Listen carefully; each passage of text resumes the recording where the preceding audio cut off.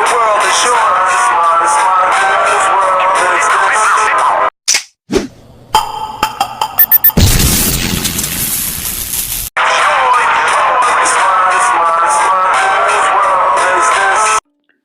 What's good, y'all? It's Jay Coffee Talk. You guys hear that classic Nas track playing, The World Is Yours, off Nas's first album, Illmatic.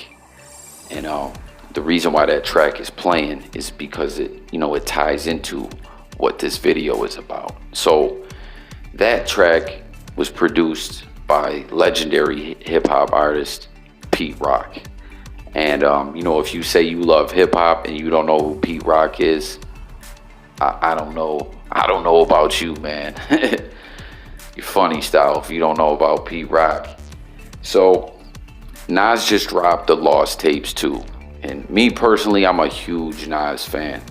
And, I'm hearing mixed reviews on the album.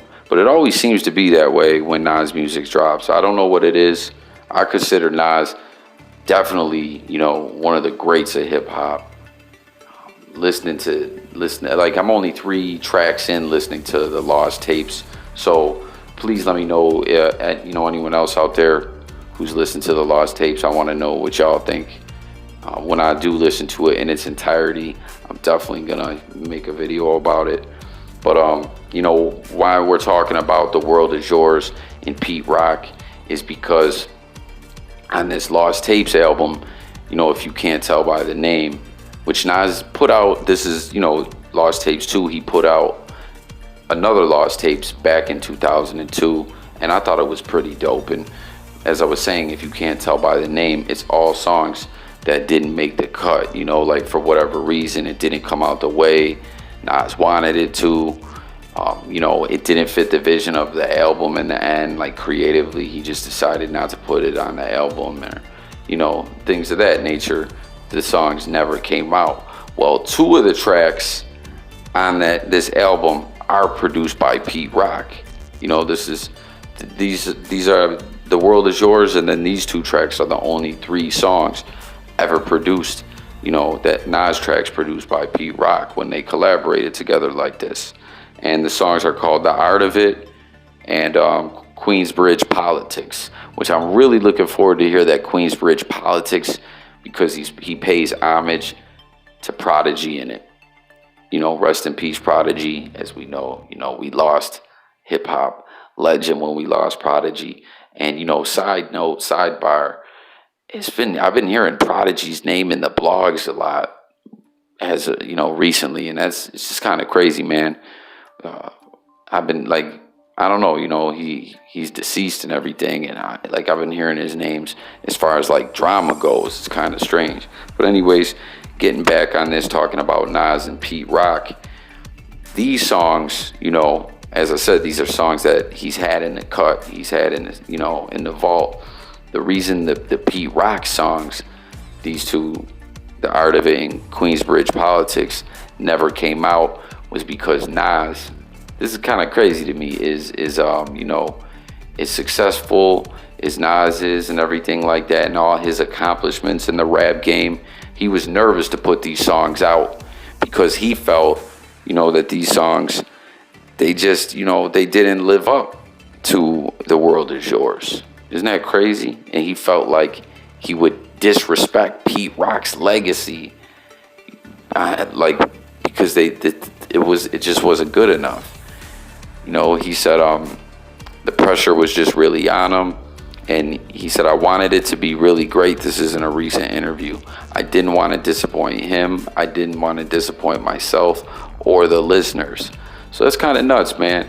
You know what I'm saying? Nas, as big as of a MC he is, he's scared that he's gonna ruin Pete Rock's legacy.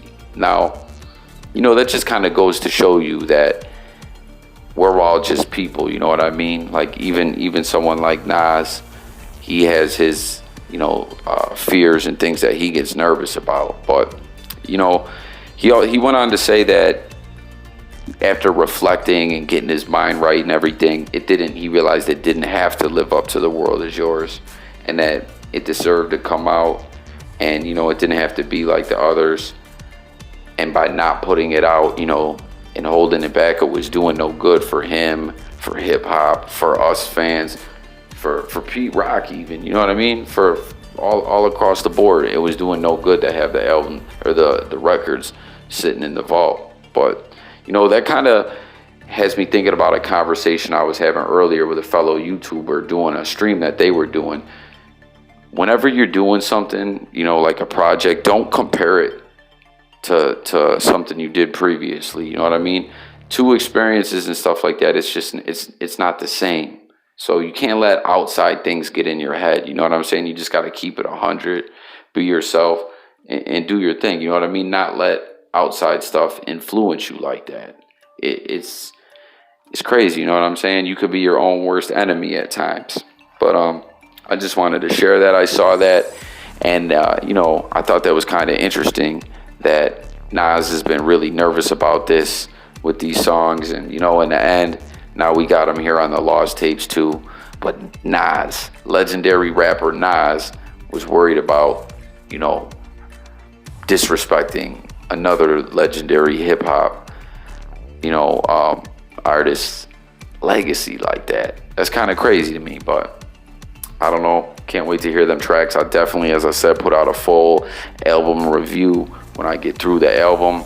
But just wanted to also share that if you remember, The World Is Yours, you know, that's where Jay-Z sampled and got Dead Presidents from.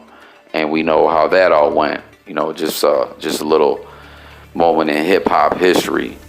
Presidents to represent me. Say what? I'm for dead presidents to represent me. You know, it played a part in the Nas Jay-Z beef. But yeah, man, that's all I really got.